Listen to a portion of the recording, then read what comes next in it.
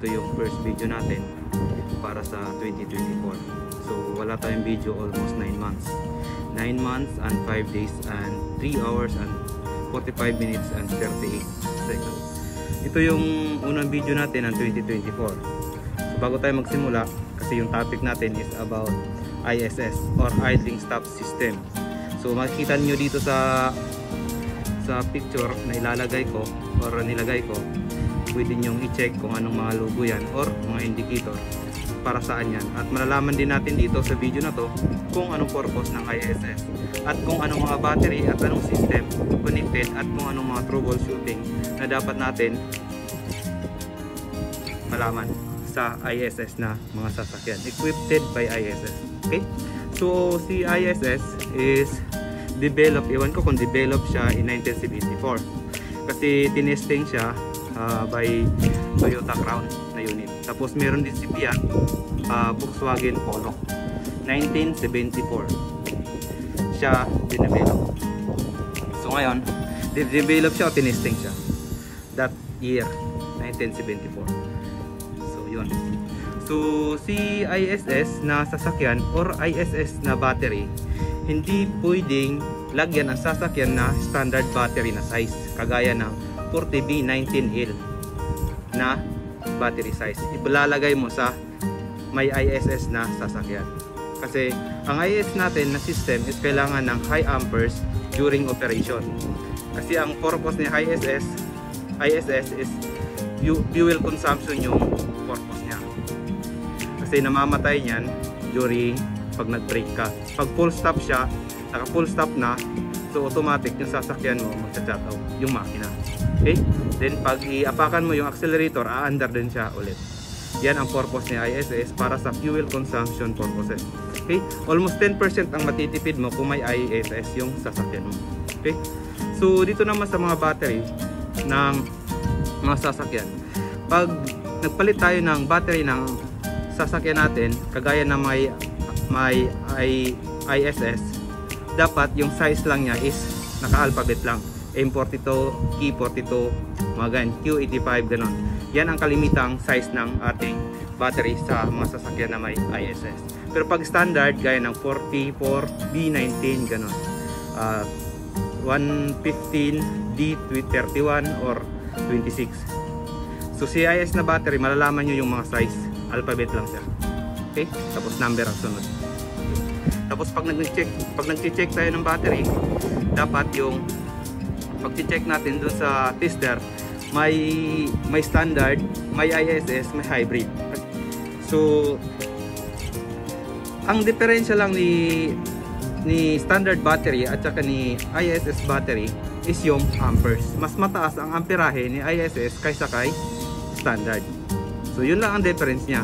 Si ISS battery pwede mo ilagay sa standard na sasakyan na walang ISS. Pero yung standard battery hindi pwede ilagay doon sa may ISS na sasakyan. Okay? ISS means Idling Stop System. So ulitin ko, na-develop siya o hindi ko alam kung na-develop na o tinesting siya during 1974 Toyota Crown. So possible yung technology na yan is from Japan Technology. Kasi Toyota Crown yung unang tinesting niya para sa ISS. Okay? Tapos sumunod si Fiat at saka si Volkswagen. So alalahanin natin, pag nagka-trouble yung sasakyan na with ISS, iilaw yung indicator. Kung makita nyo dito, iilaw yung indicator ng ISS. Kulay orange pag may code siya. Pero pag normal operation naman, kulay green. Okay? So walang problema. Pag nag-green siya, tapos umiilaw, nagbi-blink, ibig sabihin active yung ISS mo. Pero pag nag-orange siya tapos nagbi-blinking, tapos hindi siya namamatay habang nagta-travel ka, possible yon may problema sa amperes ng battery mo, o di kaya nagka-problema mismo yung system ng ISS. Okay? So ngayon, nagpalit ka na ng battery. So ang pinalit na battery, bago pero iba yung size. Hindi siya pang ISS.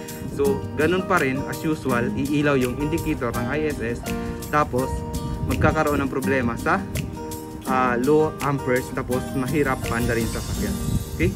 After a week pa lang naman ngayon, papalitan mo siya ng bagong battery, pero yung battery na pinalit mo hindi para sa kanya. After a week, lalabas yung mga symptoms niya. Iilaw yung indicator, hard starting, ganun. Pero pag yung IS battery ilagay mo sa normal sasakyan, walang ISS, walang problema yon. Okay? Mas swerte yung sasakyan na yun na mataas yung amperahe niya. Pero yung normal battery ilagay mo sa ISS, magkakaroon ng problema yon. Dahil nga hindi siya applicable doon kasi yung sasakyan na nilagyan mo ng standard battery, may equipped siya by ISS, tapos kailangan ng mataas na amperahe. Okay? Huwag kayong magproblema kung biglang namamatay yung makina during full stop nyo at nakahinto na naman kayo. Kasi minsan hindi kasi masyado yan ini-explain sa ceiling ng sasakyan or sa sealer nyo. Hindi ini-explain yan masyado kung anong ibig sabihin ng ISS. Basta ang alam nila mabenta yung unit, ganun. So hindi ini-explain masyado yan na pag tumatakbo ka with equipped by ISS, yung sasakyan mo, pag full stop mo, automatic yon, magi-stop yon. So ibig sabihin doon, may ISS yon. Makakatandaan nyo palagi, ang ISS activated yan pag full stop ka na. Okay? Mamamatay yung makina mo pag full stop ka na. Hindi yan mamamatay na hindi ka pa naka-stop pa kasi maglulu power yung ano mo, brake system mo. Okay? Kailangan din kasi ng brake ng vacuum. Kaya hindi pwedeng mamatay yung makina mo na activate yung ISS mo na hindi ka naka full stop. Okay? Walang ganon na umaandar yung sasakyan mo tapos biglang nag-idling stop. Okay? Ayun. So, kadagdagang kaalaman, yung sa ISS na battery, i-check nyo muna talaga kung tama yung battery na nalagay. Hindi ba pang standard na sasakyan o di kaya yung pang ISS. Pag yung sasakyan nyo equipped talaga ng ISS, kailangan nyo talaga pang ISS din yung battery, hindi battery kaysa sa standard battery. Okay? Kaya nga may design yan na para sa kanya talaga. Yan ang kalimitan problema natin sa Pilipinas dahil sa kung saan yung mura doon tayo. Diba? So ngayon nagka-trouble, ito yung trouble, ang dami ng tinurong problema. Battery lang naman yung pinalitan dahil lang sa mali ang size o di kaya pag-recommend ng battery. Okay? Kalimitan kasi pag mali ang battery na ni-recommend sa ISS, ang iilaw niyan, EBS at saka idling stop indicator. Okay? Yan ang kalimitang iilaw dyan. O di kaya charging system. Kahit hindi sira yung alternator mo, iilaw yung charging system dahil pag umandar na yung sasakyan, si charging system na ang mag-supply ng ating sasakyan. So yun, si alternator na. So siya na ang mag-supply sa lahat ng electrical system. Okay? So siguraduhin nyo lang pag yung sasakyan nyo equipped by ISS, kailangan nyo lang iparehas yung size ng battery sa kanya. Dahil hindi pwede maglagay ka ng battery na standard doon na equipped naman siya ng ISS. Okay? Basic lang yan na pagkakamali. Pero pag hindi naagapan, pwedeng marami kang palitan ng parts. Okay? Kasi nasa isip mo na palitan mo na ng battery. So, yun. So, extra careful tayo sa mga basic na system ng sasakyan dahil minsan dyan tayo napapagastos. So yun. So sana marami kayong nakuhang idea kahit papano, kahit basic lang siya. So alamin natin ang mga simpleng electrical component ng sasakyan na hindi tayo mapapagastos.